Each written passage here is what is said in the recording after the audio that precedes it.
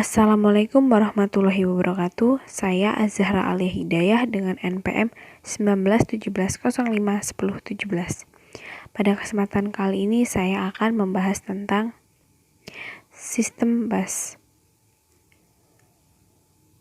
Sistem bus adalah penghubung bagi keseluruhan komponen dalam menjalankan tugasnya. Data atau program yang tersimpan dalam memori dapat diakses dan dieksekusi CPU melalui perantara itu. Begitu juga kita dapat melihat hasil eksekusi melalui monitor. Kemudian interkoneksi bus. Bus merupakan lintasan komunikasi yang menghubungkan dua atau lebih komponen komputer. Sifat yang penting dan merupakan syarat utama bus adalah media transmisi yang digunakan bersama oleh sejumlah perangkat yang terhubung padanya. Kemudian struktur bus. Struktur bus sistem terdiri dari 50 hingga 100 saluran yang terpisah. Masing-masing saluran ditandai dengan arti dan fungsi khusus. Walaupun terdapat sejumlah rancangan bus yang berlainan, fungsi bus saluran dapat diklasifikasi menjadi 3 kelompok, yaitu yang pertama, saluran data. Saluran data memberikan lintasan bagi perpindahan data dua modul sistem. Saluran ini secara kolektif disebut bus data. Umumnya bus data terdiri dari 8, 16, dan 32 saluran. Jumlah saluran diaktifkan dengan lebar bus data.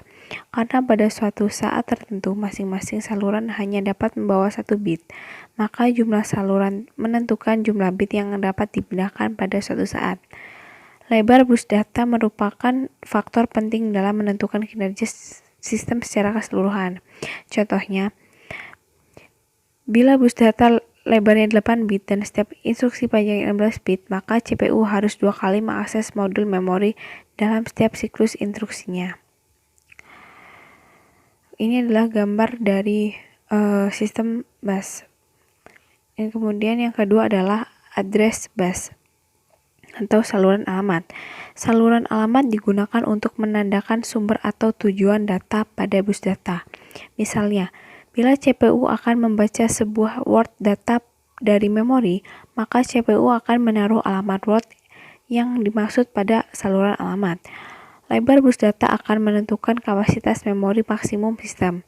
Selain itu, umumnya saluran alamat juga dipakai untuk mengalamati port-port input atau output. Biasanya bit-bit berorde lebih tinggi dipakai untuk memilih lokasi memori atau port input atau output pada modul. Digunakan untuk menspesialisasi sumber dan tujuan data pada bus data. Kemudian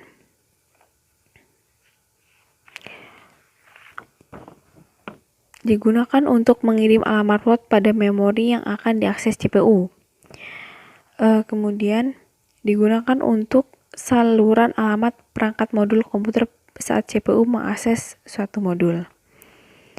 Kemudian yang terakhir, semua peralatan yang terhubung dengan sistem komputer agar dapat diakses harus memiliki alamat.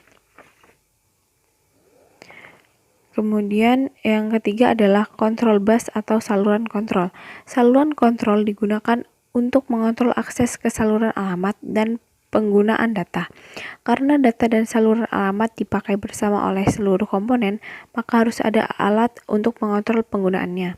Sinyal-sinyal kontrol melakukan transmisi baik perintah maupun informasi pewaktuan di antara modul-modul sistem. Sinyal-sinyal pewaktuan menunjukkan validitas data dan informasi alamat. Sinyal-sinyal perintah menspesifikasikan operasi-operasi yang akan dibentuk. Umumnya saluran kontrol meliputi memory write, memory read, input atau output write, input atau output read, transfer ACK, bus request, bus grant, interrupt request, interrupt ACK, clock, dan reset. Fungsi dari yang terdapat pada kontrol bus saluran antara lain: 1. Menspesifikasi sumber dan tujuan data pada bus data. Kemudian yang kedua, mengirim alamat word pada memori yang akan diakses CPU. Kemudian yang ketiga adalah saluran alamat perangkat modul komputer saat CPU mengakses suatu modul. Kemudian jenis-jenis bus. Yang pertama adalah dedicated bus. Bus yang khusus menyalurkan data tertentu, contohnya paket data saja atau alamat saja. Kemudian yang kedua, multiplexed bus. Bus yang dilalui informasi yang berbeda baik data, alamat, dan sinyal kontrol dengan metode multiplexed. Mungkin ini saja yang dapat saya sampaikan. Semoga bermanfaat. Wassalamualaikum warahmatullahi wabarakatuh.